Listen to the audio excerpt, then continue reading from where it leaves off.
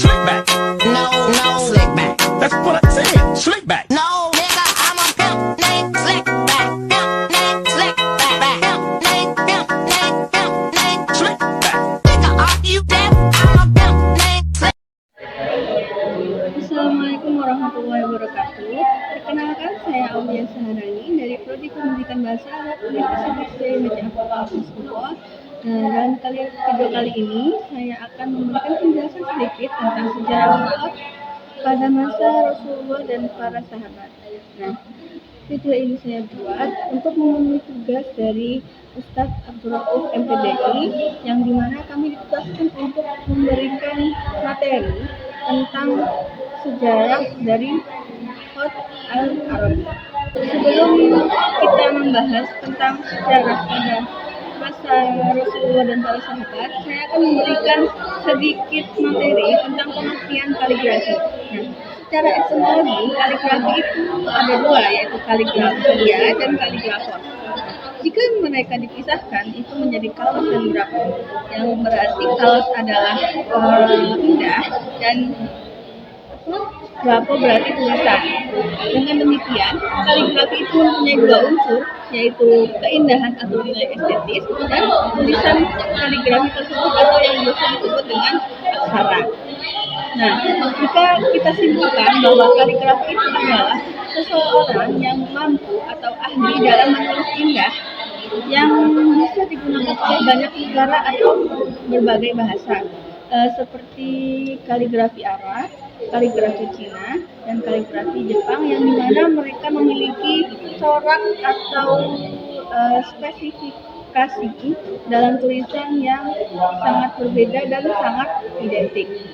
Bisa kita ambil contoh pada kaligrafi atau bahasa dari Jepang ataupun Cina. Nah, itu mereka memiliki tulisan yang sangat sulit bagi kita dan mungkin menurut mereka itu susah atau mudah, dan dalam satu hurufnya itu memiliki tingkat kesusahan yang sangat berbeda-beda, dan jika itu digabungkan maka akan menghasilkan sebuah kaligrafi seperti kaligrafi Arab yang biasa kita ketahui. Dan juga kaligrafi Arab itu mempunyai identifikasi yang bentuknya itu sangat elegan dalam setiap garisnya, dalam setiap titiknya, dalam setiap lengkungannya, yang mempunyai makna tersendiri. Sudah cukup, dan kita akan membahas kembali pada tema yang pertama, yaitu sejarah Uhud pada masa Rasulullah dan para sahabat. Nah, jadi saya akan bercerita sedikit tentang sejarahnya. Sebelum kedatangan Islam, para bangsa Arab itu sangat minim sekali yang bisa membaca dan menulis.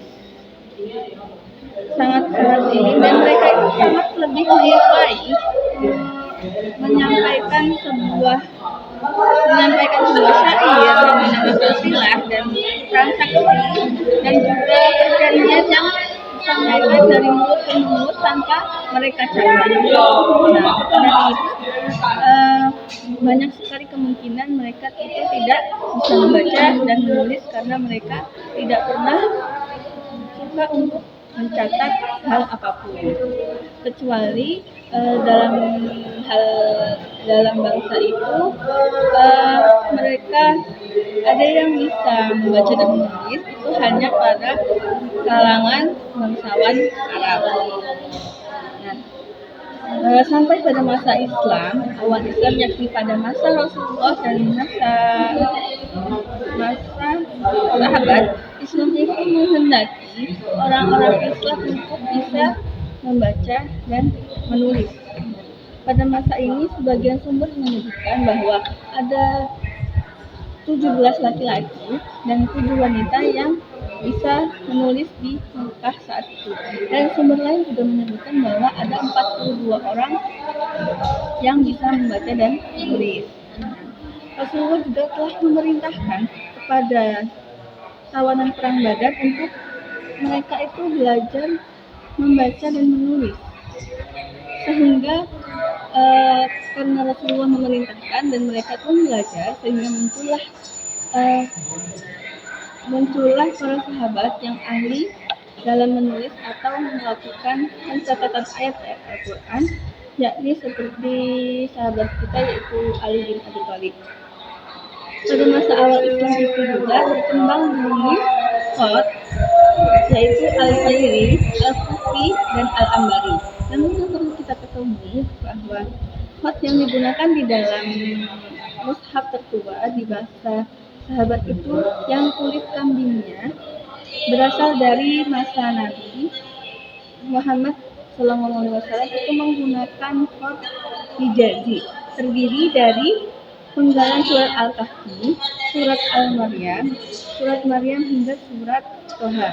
Nah, maka dari itu khot-khot hijazi itu yang seiring berjalannya waktu kemudian berubah menjadi jenis-jenis khot, jenis khot sulusi, nasmi, diwani, dir'i, dan seterusnya yang kita ketahui perkembangan jenis khot sekarang. Itu tadi penjelasan dari saya tentang sejarah khot pada masa Rasulullah dan para sahabat, dan mohon maaf jika mungkin banyak sekali kekurangan atau kesalahan materi yang saya sampaikan. Mohon maaf yang sebesar-besarnya dan saya akan memperbaikinya di lain hari. Untuk video kali ini terima kasih atas perhatiannya. Assalamualaikum warahmatullahi wabarakatuh.